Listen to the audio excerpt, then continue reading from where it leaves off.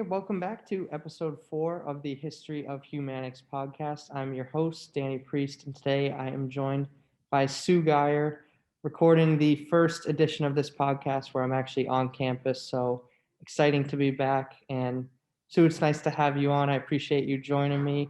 How's the start of your semester been going? Great, Danny. Thanks for having me. It's wonderful to see campus kind of come to life again, and see students back, and hoping the best for this semester, and can't wait for us to be able to take off our masks in the near future. But understand that in the meantime, we got to make sure we protect each other. Yeah, definitely. And for those who may not know who you are exactly, what you do on campus, if I listed all your different roles and all the certifications and everything you'd have, I think we'd be here more than the time we have with each other. So I'll list some of that stuff below for people who are listening, but I want to jump right into your time as the professor of humanics, get into some of the stuff you did and really what you were focused on. So a big part of what you did was looking at exercise as medicine. That was kind of the tagline of your time as professor of humanics. So for the people listening, could you just kind of talk about some of the specifics you were researching and the goals you had as distinguished professor of humanics, which probably feels like a long time ago for you, but in reality, it wasn't too long ago. Right. Well, Danny, I was looking at a couple of things. We know on campus that we have a fairly healthy population, but unfortunately, in our surrounding community, we don't. So my background is in athletic training, which is healthcare for the physically active, and I was the department chair for exercise science and athletic training. Within that department, we have exercise physiology, we have sports psychology, we have nutrition, we have strength and conditioning, personal training. So we have a lot of components of wellness that are housed just within that department I was working in. And I started to research the community, the Springfield community in general. And what I was noticing is within the community, we had out of 14 counties, we were number 14 in almost every health category there was. So, which means we had the highest rate of obesity. We have the highest rate of hospitalization secondary to diabetes related pathology. We had the highest rate of amputations as a result of diabetes related pathology. We had the highest rate of childhood obesity, to the point where when you looked even closer at the data, 1 out of every 3 elementary school students were considered obese or overweight, which was hugely alarming. And we don't have a lot of recreational areas in the Springfield area. And then top it all off, we are in what's called a food desert. So our surrounding community doesn't have a grocery store within walking distance. So it's considered a food desert, which means that they cannot walk to obtain food for their families. They have to use some type of transportation. So whether they use the bus system, whether they use a bicycle, whether they ride share, because a lot of our surrounding community also is low socioeconomic, and a lot of families don't have cars, so they don't have any way to get food. And when they do get food, because of their economics, they don't get food in the best quality. So within the Springfield area, since the last 5 years, you see a lot of these community gardens kind of coming into place, and I think that's wonderful. So there is opportunity for fresh fruits and vegetables now that there wasn't even 5 years ago. So that's been huge, but we're still in a food desert. So I kind of looked at what we had on campus and what the community needed, and I wanted to attempt to broach the issue with the surrounding community to see what Springfield College could do in order to help the community. Because in my opinion, the college has a responsibility, A, to the students, that's by far number one, but B, the college has a responsibility to the surrounding community. And if we don't do our share of community work, then we're being an irresponsible neighbor as far as I'm concerned. So I wanted to see how we could take our strengths at the institution and look at what the community needs were and kind of merge those. There was a lot of roadblocks because of some of the issues I talked about earlier. But one of the major roadblocks was trust between the community and the college, which was a hard barrier to overcome. But because we haven't done as much work as we probably should have with our community, they didn't yet know us enough to trust us to talk about some of their issues and problems. Yeah. And just quickly going off that, I know you mentioned Springfield's still considered a food desert, the term you said, but your time was 2017, 2018, so a few years have passed now. Do you know if some of those other like figures and some of the data that you cited, has any of that stuff improved? Like, do you know that off the top of your head? Yeah, I do. Unfortunately, it hasn't improved. And we've actually gone down to some categories um, with respiration. So one of the things that really shocked me is Springfield community has one of the highest counts of asthma anywhere in the nation. So not just the state, but the nation. I don't see Springfield as a high pollutant area because sometimes you associate asthma with high pollutant areas, so intercity and things like that. And we don't have a lot of industrial areas that are causing a lot of pollutants. So it has to do more with possibly molds and mildews and things like that that are spores in the air. So asthma rates are huge. We're still a food desert, even though we've had quite a few bids for trying to get a grocery store in the area. They haven't come to fruition. So even now we're still a food desert.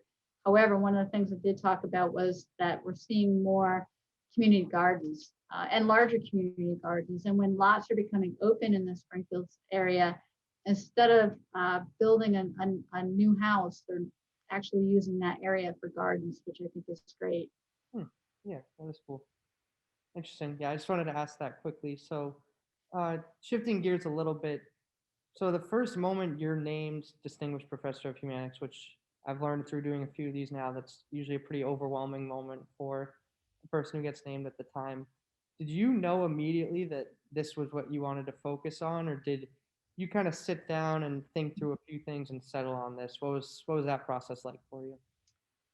First of all, it's overwhelming. You're right. It's probably the greatest award you can get at the college. And as a faculty member, it's it's something you don't aspire to because it just seems intangible, it seems out of reach, it seems too big. So when it was announced, you have a flood of different emotions, and then after that you have a flood of, oh my goodness, what am I going to do? Well, what project am I going to take on, and what project can I do in a year while still maintaining all the responsibilities I have? So a lot goes through it, and a lot kind of floods your mind. So I had two areas that I was looking at, and one was concussion in the youth. So one of my areas of interest is concussion, and I was looking at kind of the rules and regulations and governmental oversight of training of individuals who work with the youth in concussion management. But I wanted to go a little bit outside my comfort area, and I wanted to do something that was a little bit different and more holistic. And about probably 15 years ago now, I came up with this idea of kind of community outreach, and I just never had a platform to get it running. And this gave me that platform. So I put that plan, I pulled it back. It was in my, it's always in your hard drive somewhere.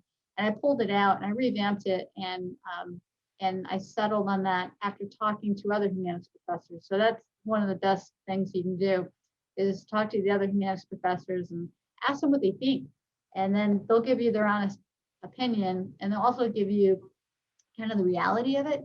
Because even though you have a year, for the most part, most people have a year to do the project. It goes fast. So you've got to start off running in order to get the project completed. And by completed means giving a report, but doesn't mean that it stops, right? So you want to have a project that can continue as much as possible. So it's, even though the project's been done since 2018, is still an underpinning of what we do within our department, and within the School of Physical Education, Performance, and Sports Leadership, which I'm I'm now currently in. Yeah, that is a nice element of it. I think every professor who has their own unique project does get to carry it on in a way after their time may have ended, but it doesn't mean that the work they do has stopped. I think that's something that's consistently come through talking to every professor, which is nice. Great. Yeah, Uh, that's good. One thing that kind of stood out to me when I was looking into some of the work you did was you were able to kind of involve a lot of the local medical facilities with Springfield College. So you did stuff with Bay State, New England Center for Functional Medicine. Being able to kind of work with those programs or facilities, if you want to call them, and have partnerships between them and the college. Why was that kind of important for you to do? And I think looking back at that wasn't something I've seen before, so I feel like that was an important element of what you did. Sure, using your community partners is essential for a project this big. So when you have a project that's the entire city, you've got to make sure you have city partners who are able to assist. So reaching out to Bay State Rehab, they were a great partner. They helped us put some educational programs together.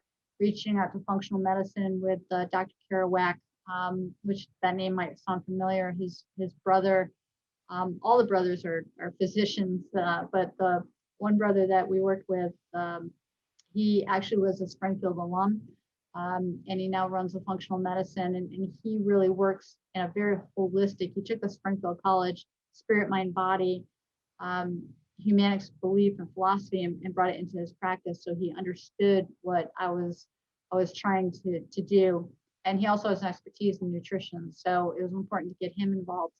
And then individuals who weren't associated with medical fields, for example, I was able to work with the Challenge Diabetes program, which was a program that was self-sustained by one individual who's a Springfield native who had diabetes or has diabetes, and he was trying to get an educational program up and running. And since then, he has been very successful, and Bay State Medical is actually helping him run his program.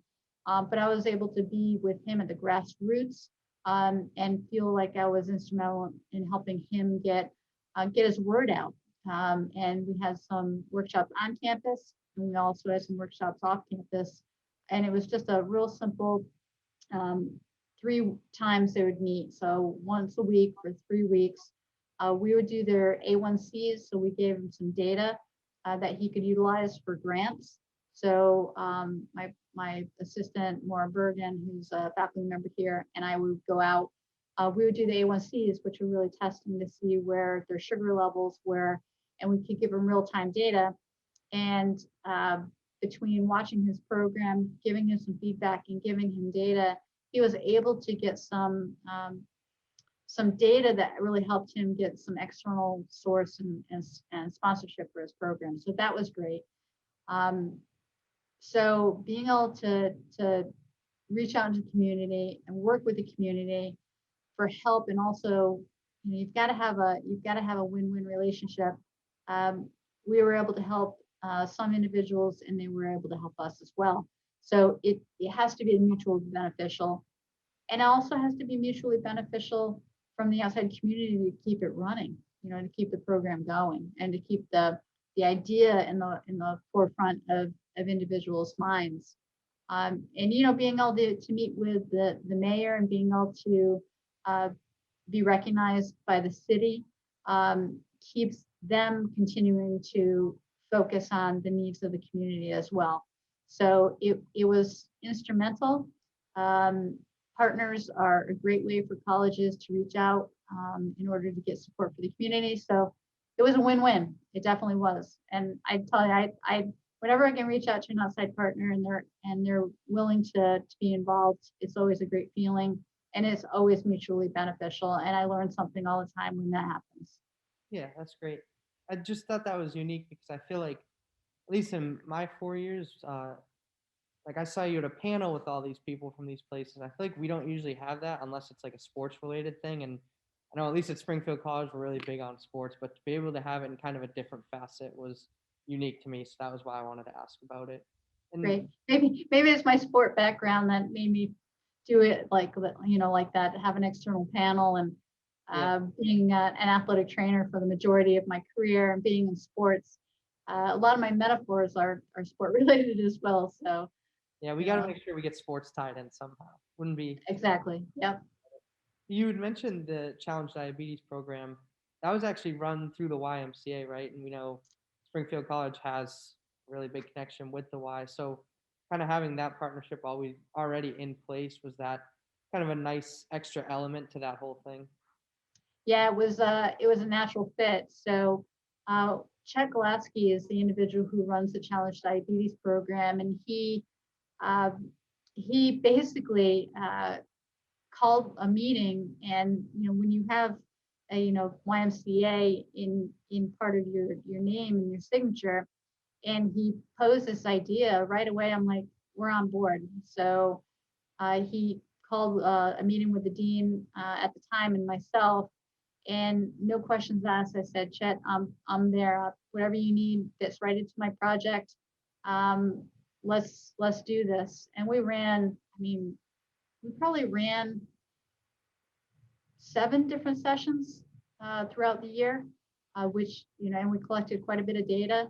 So it was really, it was timing. Everything in life is timing. Mhm. He needed someone to help him collect data. We wanted to help get out into the community in a different facet than we've done in the past. And again, it just everything fell into place with that. And he's doing wonderful things for the diabetic community. A simple program, really simple steps to help decrease diabetes in the community and try to keep it in a manageable way. So he's done some really great things. Yeah, awesome. And I mentioned earlier, but we've got a really long list of awards, achievements, certifications, Cheney Awards in there, which is another big one.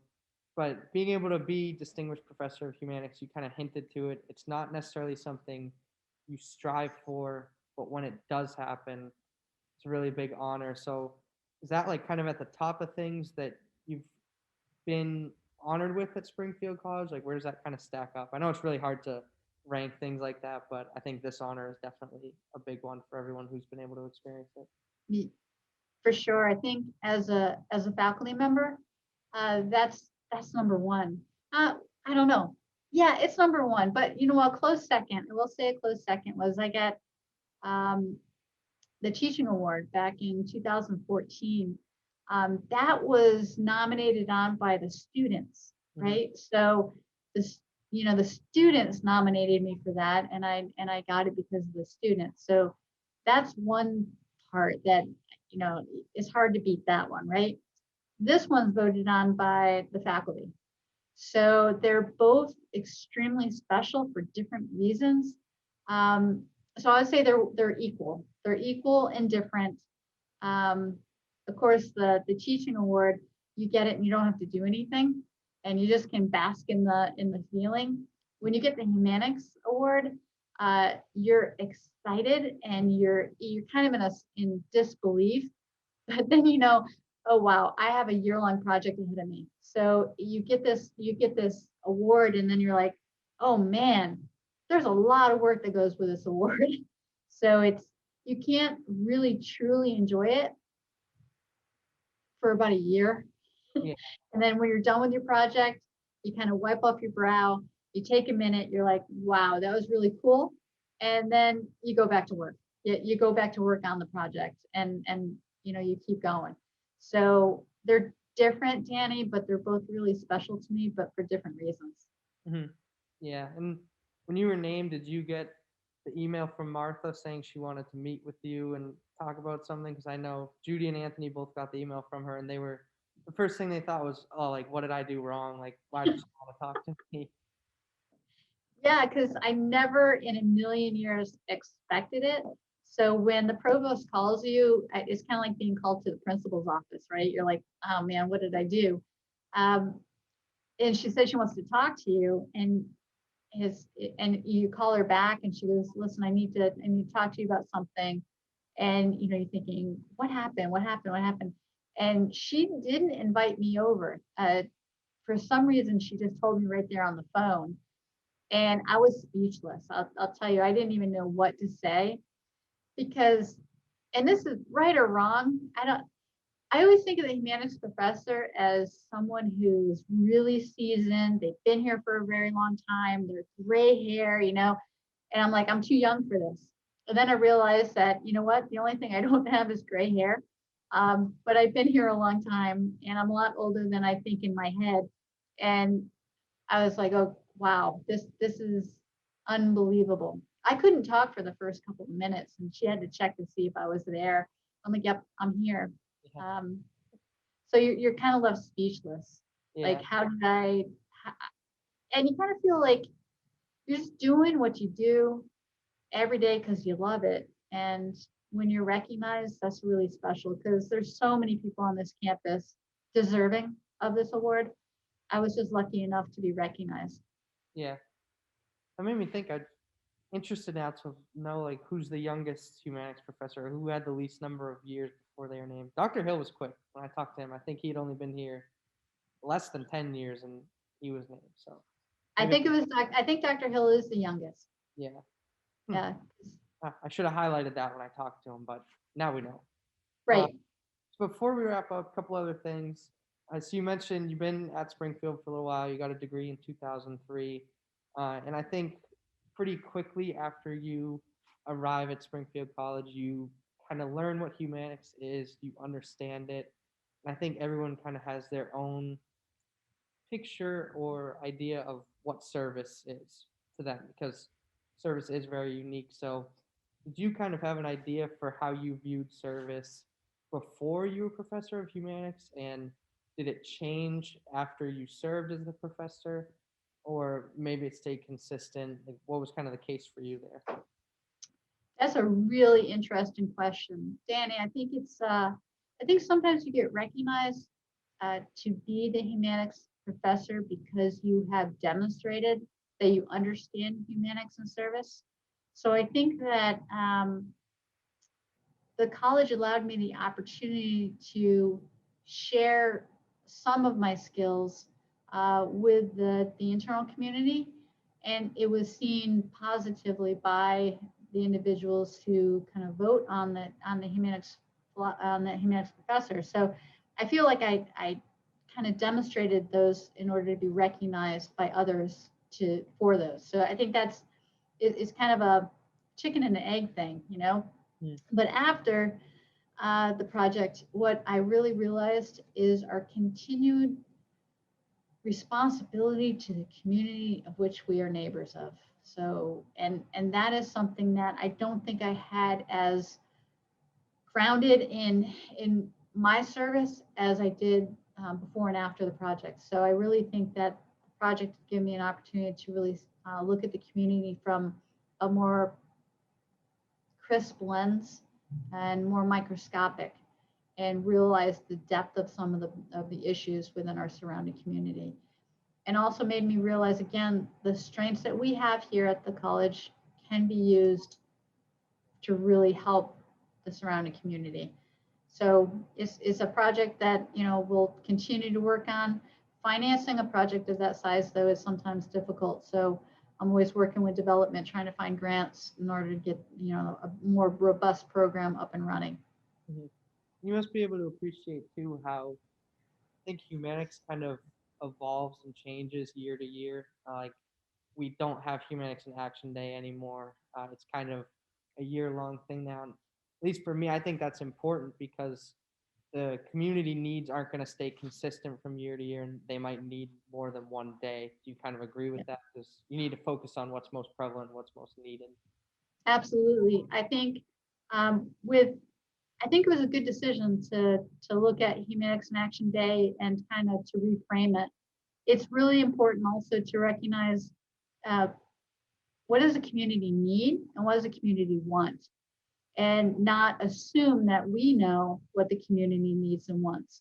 So that continue a dialogue with our community members to make sure that what we want to offer is something that they actually want and need. So making sure that we're staying in communication, making sure we're doing some crowdsourcing, and making sure that we are also gaining things from the community that we need, and to make sure that we don't have all the answers. They don't have all the answers, but together we can come up with answers Yeah, and make sure that we're working together. yeah, 100%. Last thing before we let you go, and we appreciate your time, is we're going to continue what we've done the last couple episodes and have you tell the listeners who's going to be coming on next. I think everyone knows by now it's the professor who served before you, but you can just go ahead and give that introduction and anything you want to say, and then we'll wrap it up. All right. So the professor who came before me was Dr. Sam Hedley. He's in the Department of Exercise Science and Athletic Training. He is a wonderful scholar, a wonderful teacher, and a wonderful human being. And he's actually from Barbados. And if he didn't go into teaching, he was going to be a professional cricket player. That's just a little sidebar. But he loves cricket. His project was actually on sedentary behaviors, and now it's kind of taken as a grain of salt that they consider sitting the new smoking. Well, Dr. Hedley's project about sedentary behaviors was actually before that whole thing about sitting was really in vogue. So he was probably one of the first individuals who started to look at the sedentary behaviors and the importance of movement as a health variable. So Sam is an absolutely wonderful human being, and he's done some amazing things. And his major area of research is actually in chronic kidney disease for those with diabetes, and he has done multiple grant opportunities and research, and he is 100% team player. He tried to say congratulations on your grant, and he will first want to say, you know what, it's not my grant, it's my team's grant, and here's who's on my team, this person, this person, this person, and he never once will mention himself in that team. He's a true humanics professor in every sense of humanics, and I think you guys are really going to enjoy talking to him. Sweet, yeah, looking forward to getting into it. Definitely gonna have to ask about the cricket too. But I know that. Yep, Make sure that. definitely. Yeah, but thank you for the time, and it was nice to have you join us, and looking forward to the next episode. Great. Thanks, Danny.